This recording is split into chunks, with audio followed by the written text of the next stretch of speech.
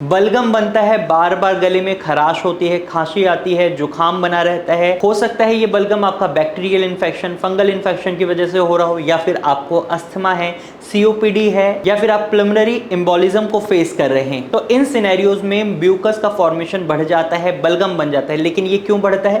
तो इसका एक कारण ये होता है, जब भी हमारे एयरवेज में कोई दिक्कत आती है तो उसमें सूजन आती है, और सूजन जब आती है तो हमारे एयरवेज में म्यूकस का फॉर्मेशन इसलिए बढ़ जाता है क्योंकि हमारे जो एयरवेज का सिस्टम है उसमें अगर एलर्जन जाएंगे तो वो और ज़्यादा सूजन बढ़ेगी, तो इसलिए म्यूकस बढ़ जाता है ताकि वो उस एयरवेज में सूजन को बढ़ने से रोक सके। लेकिन जैसे म्यूकस बढ़ता है तो एयरवेज का स्पेस और कम हो जाता है और सांस लेने में तकलीफ बढ़ती है। इस वजह से पेशेंट्स को चेस्ट में झंझनाहट महसूस हो सकती है, गड़गड़ाहट महसूस हो सकती है, चेस्ट बहुत जकड़ी जकड़ी महसूस हो सकती है। अगर आप भी ये फेस कर रहे हैं तो आज इस वीडियो में मैं आपको कुछ ऐसे फूड आइटम्स बताने वाला हूं जिनकी वजह से आपका म्यूकस फॉर्मेशन बढ़ सकता है।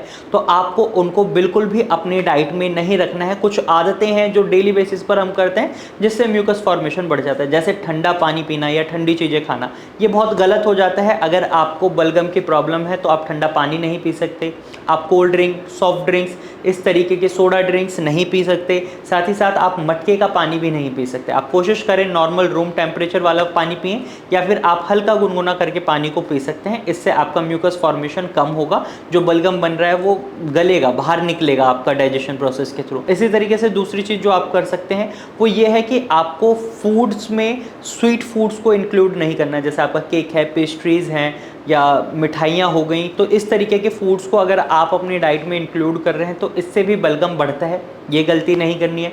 इसी तरीके से फ्राइड फूड हो गए, आपके तले भुनी हुई चीज़ें होगी, जैसे पूड़ी है, छोले भटूरे हो गए, समोसे, ब्रेड पकौड़े, इस तरीके का खाना आप नहीं खाएंगे। अगर आप ऐसा खाना खा रहे हैं तो म्यूकस फॉर्मेशन बढ़ेगा, बलगम की समस्या बनेगी, और आप जो प्रॉब्लम फेस कर रहे हैं उसमें और दिक्कत बनेगी। इसी के साथ आपको डेयरी प्रोडक्ट जैसे दूध, दही, पनीर, इस तरीके की चीज़ें नहीं खानी है। इनसे भी आपका म्यूकस फॉर्मेशन बढ़ता है, बलगम बनता है।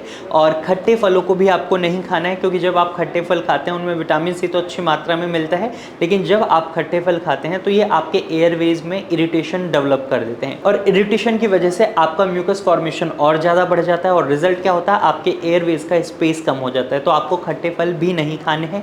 इसके साथ साथ आपको ठंडी तासीर वाली चीज़ें नहीं खानी है। जैसे केला है, केले की तासीर ठंडी होती है, आपको ये नहीं खाना है। चावल है, चावल की तासीर ठंडी होती है, तो आपको ये नहीं खाने। आप कोशिश करें म्यूकस फॉर्मेशन को कम करना है तो आप गर्म चीज़ें खाएं। और म्यूकस फॉर्मेशन को कम करने के लिए आप किन किन फूड्स को इंक्लूड कर सकते हैं अपनी डाइट में, इसमें मैंने एक वीडियो बना रखी है। आप हमारे चैनल पर जाइए, उस वीडियो को देख सकते हैं, या फिर आपको डिस्क्रिप्शन एरिया में उस वीडियो का लिंक मिल जाएगा। आप उस वीडियो को देखें और समझें कैसे आप म्यूकस फॉर्मेशन को कम कर सकते हैं। तो आज के वीडियो में सिर्फ इतना ही। आपको ये वीडियो कैसी लगी कमेंट में हमें ज़रूर बताएं। साथ ही अगर आपके मन में अभी कोई सवाल है तो आप कमेंट के थ्रू अपना सवाल हमसे पूछ सकते हैं। और अगर आप अस्थमा या किसी भी रेस्पिरेटरी प्रॉब्लम को फेस कर रहे हैं तो आप भारत होम्योपैथी से अपना ट्रीटमेंट शुरू करवा सकते हैं, क्योंकि यहाँ पर आपको कस्टमाइज्ड मेडिसिन दी जाती हैं जिसके रिजल्ट्स बहुत अच्छे देखने को मिल रहे हैं।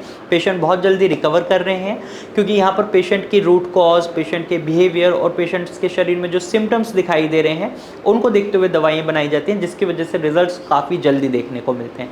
तो आप भारत होम्योपैथी से ट्रीटमेंट लेने के लिए स्क्रीन पर दिए गए नंबर पर कॉल कर सकते हैं, और इसी तरीके की जानकारी लेने के लिए आप हमारे चैनल को सब्सक्राइब कर सकते हैं। तो फिर मिलेंगे एक नई वीडियो के साथ, तब तक के लिए धन्यवाद।